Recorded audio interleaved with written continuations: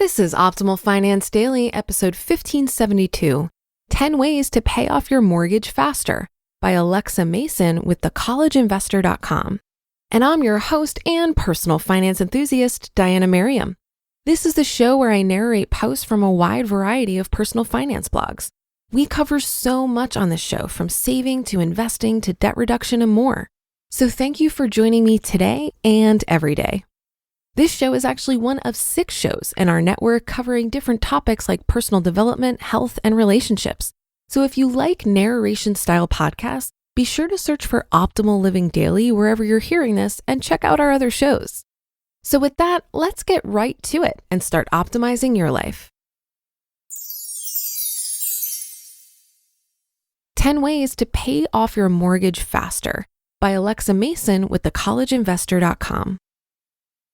While we normally talk about student loans on this blog, there's another huge debt most of you will take on at some point in your life if you haven't already. That debt is a mortgage. Personal finance is very personal. Depending on who you ask, paying off a mortgage early could be a great move or financial suicide. It's very true that it's possible to earn more money by investing your extra cash rather than putting it towards a mortgage. It's also true that paying off your mortgage earns you a guaranteed rate of return plus the financial security that comes along with it. So, should you plan to pay off your mortgage early? The answer to that depends solely on your individual personality and financial goals. If you're like me, hate paying monthly payments and despise all types of debt, then killing your mortgage is probably on your bucket list. If so, here are 10 ways to pay off your mortgage quicker. Before you buy. If you don't already own a home, there are a few things you should do before you buy. Following these steps can save you a boatload of cash in the long run. Number 1, have a good credit score. In order to get the best interest rate on your mortgage, you need a good credit score, period. If you have a subpar credit score and you receive a high interest rate on your mortgage, you'll pay a whole lot more. For example, you take out a mortgage of $150,000 and get a 7% interest rate. Your monthly payment is $799. Over the course of 30 years, you pay a total of $287,411 for your house. Your friend with good credit takes out a $150,000 mortgage and gets a 4% interest rate. Her monthly payment is $573. Over the course of 30 years, she pays a total of $206,243. You paid $81,168 more than your friend over the course of a 30-year mortgage. This makes it pretty easy to see why you need to have a good credit score before obtaining a mortgage. Work on your credit score before taking out a mortgage. Number 2, have at least a 20% down payment. If you're getting a conventional loan to purchase a house and the loan to value ratio is greater than 80%, you'll be stuck paying PMI. PMI stands for Private Mortgage Insurance and protects the lender in the event you default on your loan. Putting at least 20% down not only reduces the future balance of the mortgage you'll be trying to pay off, but can also save you several $100s per year in the form of PMI. Do your best to come up with at least 20% down. Number 3, shop around. If you have a great credit score and a nice down payment, you're in a good position to get a less expensive mortgage. Before you pull the trigger on purchasing a home, shop around. Figure out what you want and try to locate a deal if at all possible. Number 4, have an emergency fund first. Last but not least, you need an emergency fund before you buy a home. As a homeowner, you never know what's going to go wrong. I recently bought a house and am extremely grateful for the cash I'd set aside. Not long after purchasing the house, I had to get a new roof put on, and now have to purchase a new fireplace insert before winter hits. Just those 2 things have cost me several $1,000s. No house is perfect.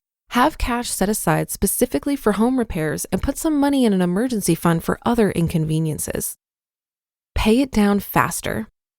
If you're already a homeowner and can't wait for the day when you'll be mortgage-free, here are some things you can do to pay off your mortgage faster.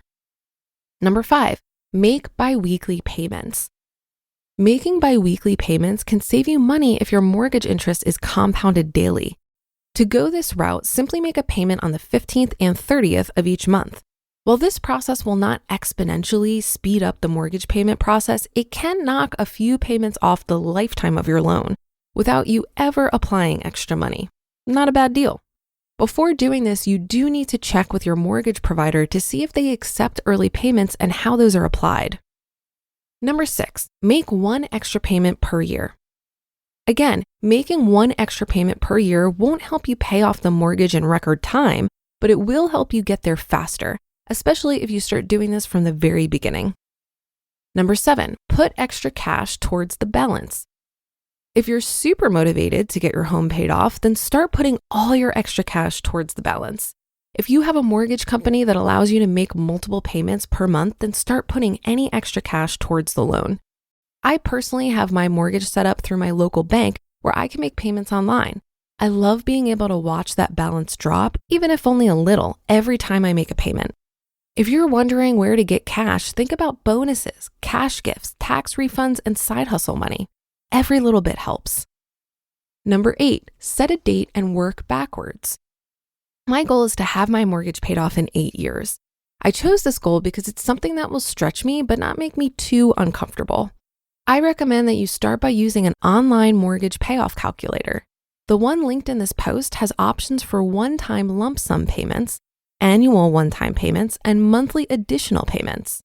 Figure out when you'd like to have your mortgage paid off, and from there, you'll be able to calculate the additional payments you need to make each month. Or you can play around and see how much time adding different amounts of money will save you. Number 9, be careful when it comes to refinancing. If you've got a mortgage with a high interest rate, it may make sense to refinance to a lower interest rate if your credit allows. However, this is not always true. If you're thinking of refinancing, work out the math first. When you refinance, you're going to incur closing costs. These can add up to several thousands of dollars and are sometimes much more expensive than sticking with your current mortgage. Number 10, keep on keeping on. Unless you're uber rich or found one heck of a deal on a house, paying off your mortgage is going to take time. Just stick with the plan, adjust when needed, and remember, nothing great happens overnight.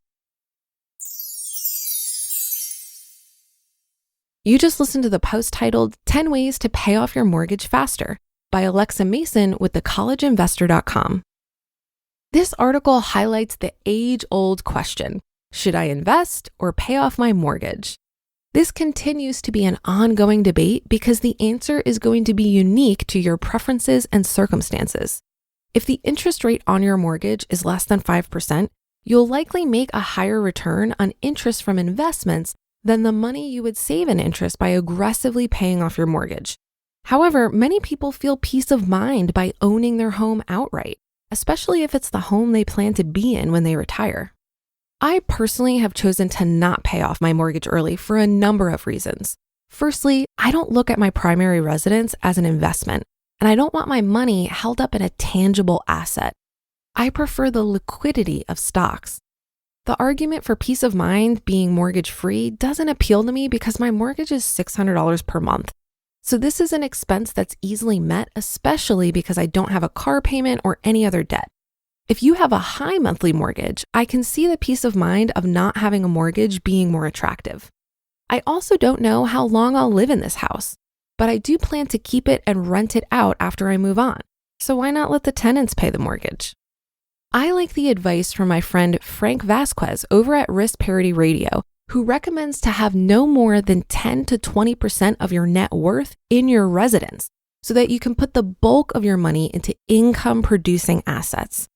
This debate also makes me think of an Optimal Finance Daily listener who reached out to me asking if I thought she had enough money to retire early. While she had over $1 million, a large majority of that was in her house, so she couldn't really live off that in retirement unless she sold the house. That should do it for another edition of Optimal Finance Daily. I'll be back tomorrow as usual, so I'll see you there on the Wednesday show where your optimal life awaits.